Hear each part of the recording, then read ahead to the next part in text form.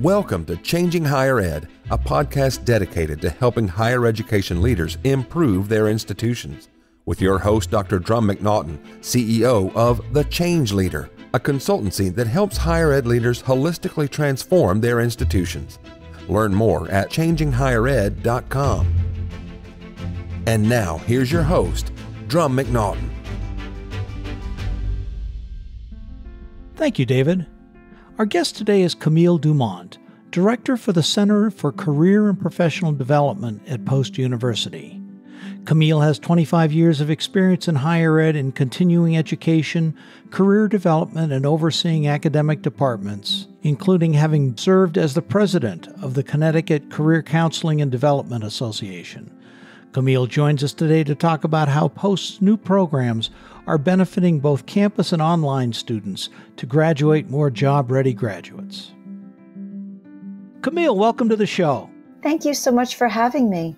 Oh, it's my pleasure. I am so looking forward to our conversation to talk about how you guys at Post are doing such a great job in graduating career-ready students. But before we get into that topic, which is one of the more important ones, especially given the changing perception of what higher ed should be, please tell the listeners a little bit about yourself so that they can understand how you got to where you have. Thank you for this opportunity. I'm originally from New York, was born and raised in the Bronx and then Westchester County. And I attended Iona University for both undergrad and grad school. And actually, after graduating college, I thought that I wanted to go into the hotel industry. And that is what I did. I started in the hotel industry at the Plaza Hotel, actually, in New York City. Nothing like picking the best, is there? That's right. Yes, I shot for the top. And it was a wonderful experience. I was there for about 2.5 years. But during that time, it really gave me an opportunity to realize that the hotel industry, in fact, was not for me. There were a number of things I didn't realize about it, particularly that if you want to grow in the hotel industry and advance, you do need to move around. And that wasn't something I was really interested in at the time. I was committed to the tri-state area. That's where my family is. And so I started to do some networking and started to pursue other possibilities and had a number of career conversations and ultimately got an opportunity with a healthcare organization out in Queens and Long Island. And I was a healthcare administrator. And I did very, very well in that. I really enjoyed it. I was able to transfer my skills in helping guests at a hotel to helping patients from the management standpoint. And I decided to pursue a graduate degree in the field in order to grow in the field of practice management. And once I did that, I was offered a teaching job at my alma mater, Iona University. And that's kind of my entry into education. Years later, I started teaching at Post University, and due to my experience at teaching at Iona, ultimately started working at Post full-time as a program chair for the College to Career program. I was working with the foundation students, our first-year experience students, as well as our juniors and seniors, both online and main campus, in terms of getting them ready professionally. And I was just loving that. And an opportunity came about a year ago where the career services, or what we call the Center for Career and Professional Development, opened up. The director role was available. And I was so blessed to get it. Since then, I've been building the department, and I just think that my career path is very relatable to our students and actually many people, because careers take on many transitions, and you can use the skills that you learn in one field in another field. And so I did that with my guest services skills. I was able to parlay that to patients and then ultimately to students. So I just love the whole concept of career readiness and helping students in that regard. Well, you bring up a really interesting point You've been in a three different professions, which is very normal for today's students and graduates now. The statistics say they're going to have 8 different careers in their lifetime. 9 different careers. So the ability to transition from one to the other is really important. How ready were you when you got your undergraduate? How ready did you feel you were to move into the workforce? Well, I thought I was ready. I had this whole idea, that I wanted to work in the hotel industry, but I did not have all of the information. I did not know what the lifestyle would be like. I did not know what the demands were of the job. And had I known that, perhaps I would not have chosen that field. So that's why we try to focus on that whole idea of what does a particular occupation look like in terms of lifestyle. That's something to really consider. And I'm not sure that our students are aware of that until we bring it to their attention. And I'm happy that I experienced it and so many others have, so that we've learned from it and we could bring it into the forefront now for students to consider so that they can make educated choices. Mm-hmm. When you went through your undergrad, did you have an internship or something like it? I worked during college at IBM in Westchester County, and that was something that I actually found on my own. So I was really grateful for that experience. It certainly, you could imagine, working at IBM was an incredible experience in terms of, business and understanding the world of business and professionalism. And I learned so much from that experience. So I would say that that was equivalent to an internship. And then once I graduated, I had landed that role at the Plaza Hotel, actually just prior to graduation, and was ready to begin about a month afterwards. Mm-hmm. So your work at IBM, was that congruent and in alignment with what your major was at Iona? Yes, I majored in business administration. And so definitely what I was doing at IBM on a part-time basis, because I was working there as I was going to college, it was all business related. Anything that I was doing there at IBM was definitely business related. But it was not a formal internship through the college. It was something you found. That's right. Yes, I did. And, back in those days, temp agencies were a thing. Oh, yes. So actually, that's how I initially got the role.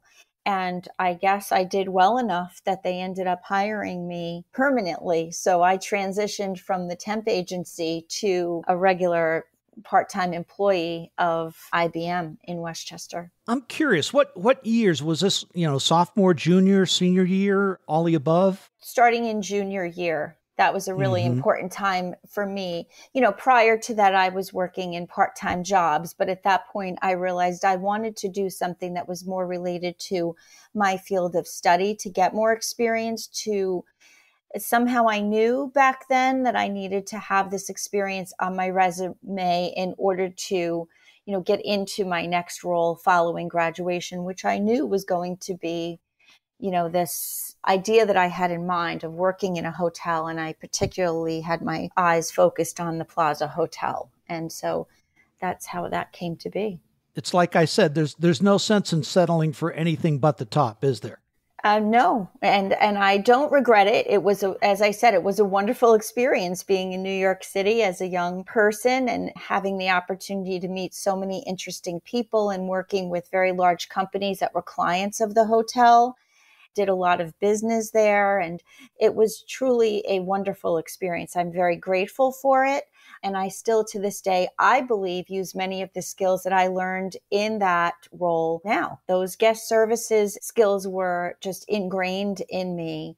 And as I said, I was able to transfer them to use when I was a practice administrator in the healthcare industry, and now as a career services director towards my students. And I think that's something for the listeners to really keep in mind, is how you have been able to take a look at and pull out those skills that you learned in different industries and apply them across the board. I think that's a really key thought for folks to be thinking about. And when setting up these type of programs, to be able to inculcate into students this ability to recognize skills and take them across industries. Let's talk a little bit about Post. Post is a different university. It's been around for a long period of time. I remember Post when I was teaching for Central Michigan back years ago. They had an office out on Camp Pendleton. I was in the Southern California area at the time. So tell us a little bit about Post. I mean, you've got both face-to-face traditional students and online. Yes, so we teach in two modalities, both online and the main campus. Our online learners are, I think we were just told today in an academic affairs meeting, if I remember correctly, the average age is 36. And our main campus students are typically traditional freshman, sophomore, junior, senior, 18 to 21, 22-year-olds. We do offer both modalities, and our main campus students are approximately 700. The number is about 700, and our online student population is about 20,000 and growing. So we're very proud of that, to be able to serve both modalities from an academic perspective and in all that we do in terms of the resources we offer. Mm-hmm. So how did Post come to the recognition that you needed to do more to get your graduates ready to enter the workforce? Because that's one of the big things that Post is known for, is doing that type of thing, and part of the reason why you were moved into this job.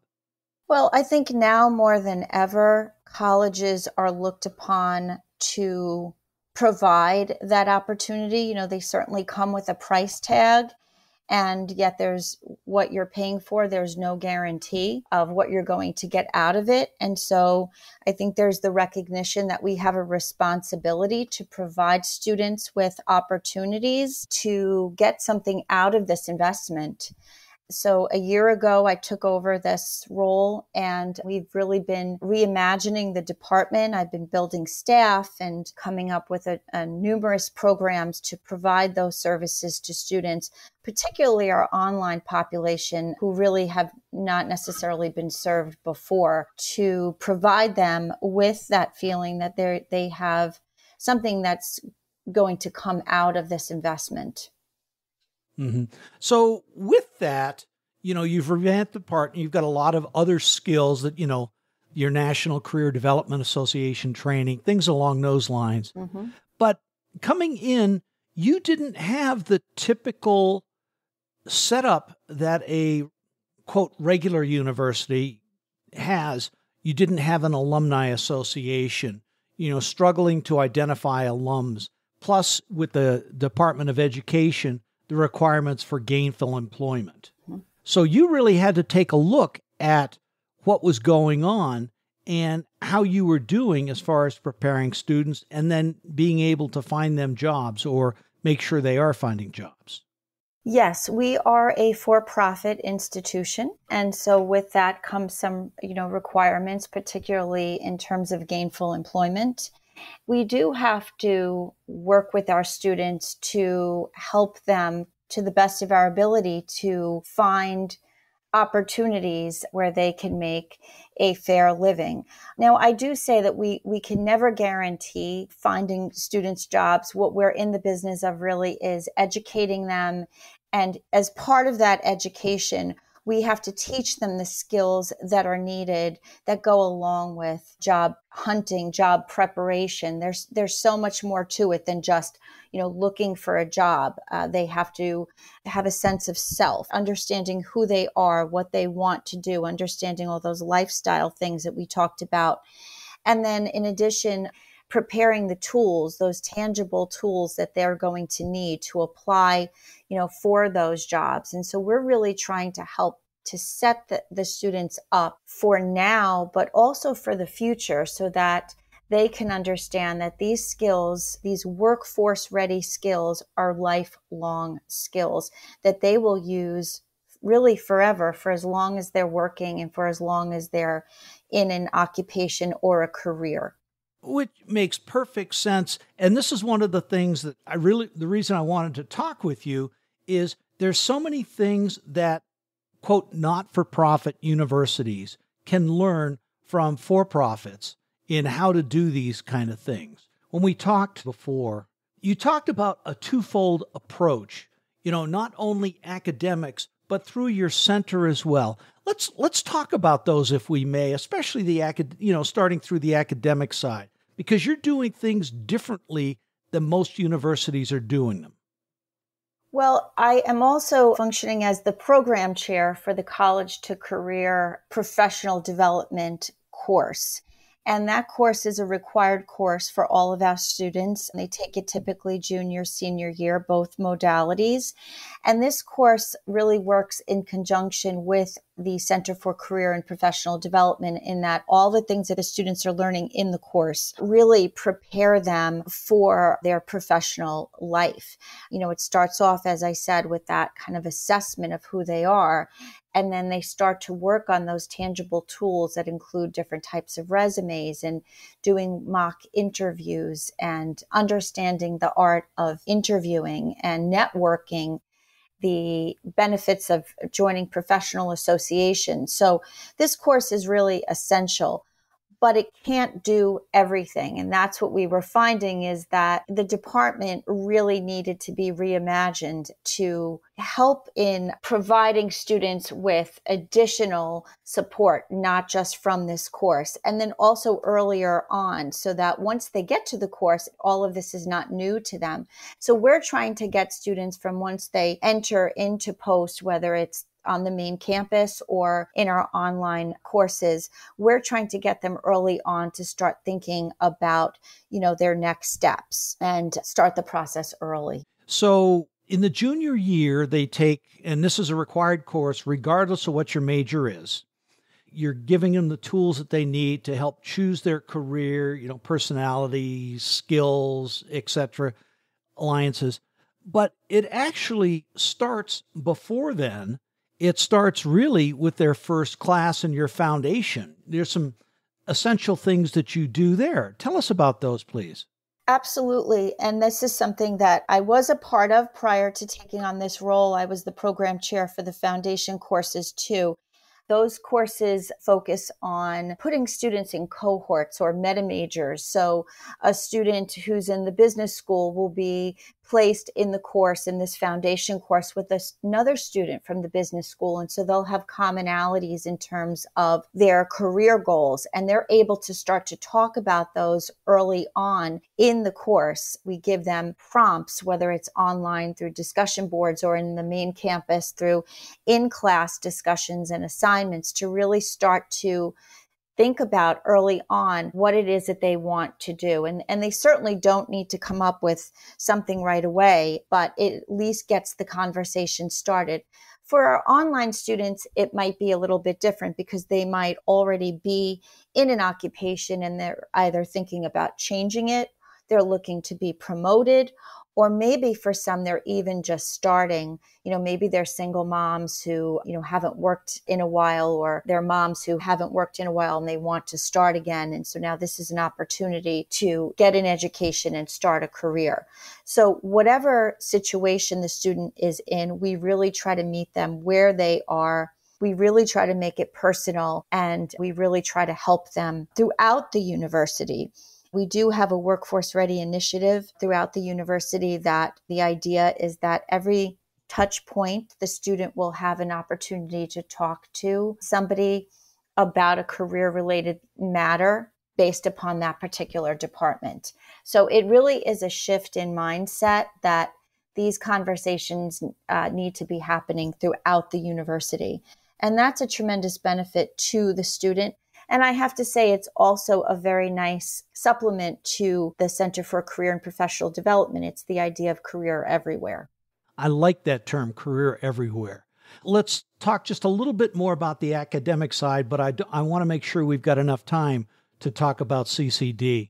How do you find out what students want to do? You put them in cohorts. It may be business, or it may be another different kind of idea. How do you find out what it is they want so you can pair them up in cohorts and facilitate these conversations? When they enter into the university, they have conversations with admissions and advising, and then these conversations are had, and then they determined that they have an interest, say, in the business school. And so they're then put into their foundation course, which is CTC 101, College to Career.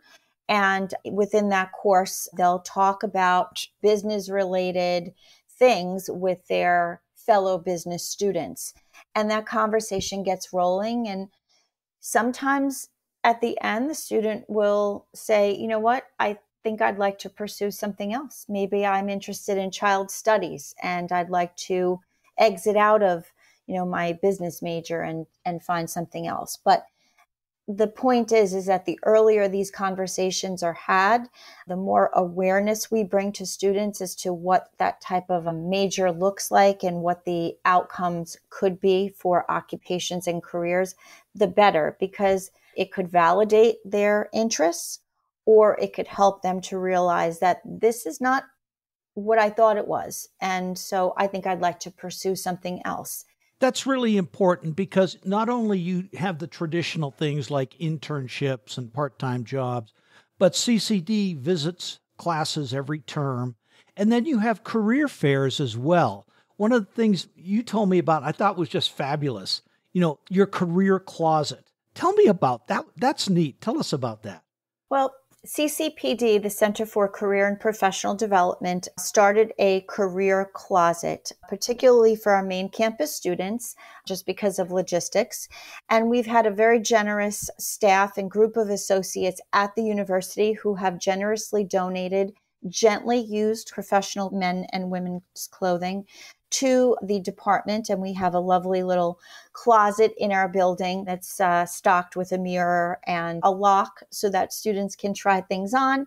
And they are free to take the clothing. And we really have, I believe, have changed attitudes, feelings, and inspired students to feel professional as they prepare to go to whether it's an interview or a career fair that we're holding. And they keep the clothes. And it's just a wonderful feeling to know that we have helped them to, feel good about themselves and feel confident that they can put their best foot forward in terms of professional attire.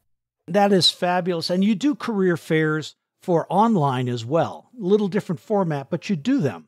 One of the parts of our reimagination of the department was acquiring Handshake. It's a wonderful job platform. 75% of colleges and universities use Handshake. And it's really based on connecting employers to college students and alumni and vice versa. It's very different from other job search engines. And so we have acquired Handshake. And one of the many, many features of Handshake is that it allows us to conduct virtual career fairs. And those are just incredible because this is something that we can now offer to our online students. Before, we did not have really a way of offering them, a means of attending a career fair. And so, what we did was we created a webinar to teach students how do you prepare for a virtual career fair. We talked to them about the importance of appearance, particularly if they were going to be on camera, to ensure that they had the proper background and lighting and attire, and then to help them with their resumes so that they can upload them into Handshake so that they can get noticed by employers participating in our virtual career fair. So, for example, one of the companies was the Secret Service, and they conducted a group session, and our students were able to go onto that session and actually see the representatives from the Secret Service who spoke about their internship program. And the students were able to ask questions directly and find out about this wonderful opportunity. And it really provided this to our online students who are all over the country. We did not have this before, and I'm so excited to be able to offer this. And we'll do it again, probably in the fall, in addition to our main campus career fair. That is really neat. I've not heard of something like this before. Let's swap horses. I want to talk about your CCPD, the Center for Career and Professional Development. You're doing some amazing things there. Tell us about them. So we have really, as I keep using the word reimagined, just because we finally recognize that we have this huge population of online students that we need to serve. some might say, well, it's easier to serve those that are in person. And that might be true. I mean, you can see people face to face. You can have career fairs where students can come and enter into a large room and see employers face to face. But we have a responsibility to our online population as well. And so we think about them in everything that we do. So for example, we'll have something called an employer spotlight, where we'll have an employer come in and they'll be in person. They'll talk to our main campus students in person, but we'll also live stream the event. And in addition to live streaming, we'll record it. So what happens there is when it's live streamed, our online students can participate right there and then, and they can also watch it as a recording if they can't make it and get all of the information that's being provided in this Employer Spotlight webinar. And then we house those on our website as well as our YouTube channel so that they're there for resources for our students. In addition, when we had our main campus career fair, we really wanted to be sure that our online students felt like they could participate in some way. So we conducted an employer panel. And we asked 3 of our participating employers to come into a classroom during the event. They talked about each of their industries and how you can get involved in their industries and the path to that. And this was live streamed to our online students and also recorded, as well as being offered to our main campus students right there. So we do try to incorporate as much as we can our online student population. We also meet with our online students, throughout the week. We meet with them through Teams. We'll share our screens so that we can see their resumes. We'll do mock interviews with them to ensure that they're ready if they have an upcoming interview. We also bring back alumni to talk about things like how to prepare if you're going to law school, or how did they get into their field. And these are all live streamed as well. And I would imagine that as you build up your alumni association and do that, you've got plans to do more of these outreach type webinars? Absolutely. So we have a full slate of events already planned from now through next April with employer spotlights and alumni, and with more to come. So we're always planning. Over the summer, we conducted 2 alumni webinars, and this was offered again to both modalities, main campus and online students. And, we talked about your recent graduates. How can we help you? What's going on? What do you need as individuals? And each of the students came with a different issue or concern or question. And, we were able to help them and provide follow-up meetings. When we meet with students there, it's not just a one-stop shop. These are continuous meetings until the student feels like they're ready for their next steps. But really, our job is to teach students to find that level of independence, that they can take these skills that are, as I said, are lifelong skills, that they could take those with them throughout their journey and throughout their life. So what you're doing is not only from an academic perspective, you're preparing someone with the knowledge and skills that they need to work in their industry, but also from a career perspective, you're teaching them the skills that they need and they can leverage across whatever area of the economy they're working in.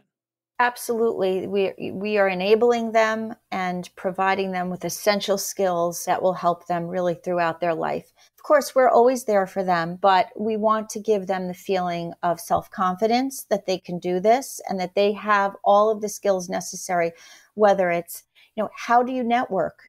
How do you meet people? How do you have those career conversations? How do you present your elevator pitch when you're in a networking opportunity? How do you even find networking opportunities?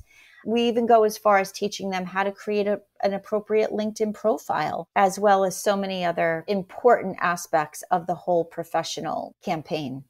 Yeah, this is really great. And I'm so glad that you were able to talk as detailed as you were on this, Camille. If you would, just recap, what are 3 things that presidents and boards should be aware of when you're trying to prepare job-ready graduates? I would say one of the first things is that we in academia and career services can never assume that a student knows something coming in. And that's okay. We have to, as I said, meet them where they are. So for example, maybe they're taking a course and they're first generation and they don't know what a discussion board is. As educators, we should be teaching them that so that they can succeed in using that discussion board. Perhaps they don't know what a rubric is. How can they understand their grade if they don't know what the purpose is of a rubric?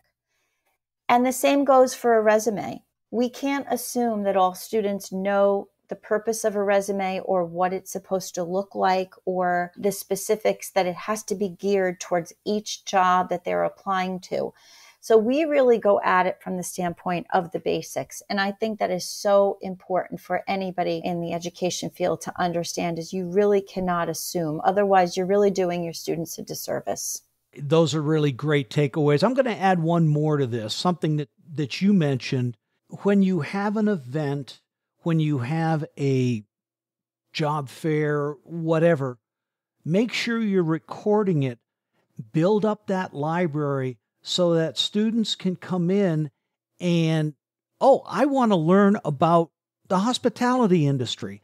And they can pull down a webinar, they can pull down a recording to go in and find out what it's about and help them to make an informed decision. Is this where I want to go? And that's exactly what we try to do with the webinars that we have already recorded, and we actually repurpose them. We don't just let them sit there. So what we'll do is we'll set up almost like a book club where we'll say to students, okay, go ahead and watch this at your leisure, but be prepared on such and such a date if you'd like to participate in a discussion surrounding that webinar, and let's talk about what you learned.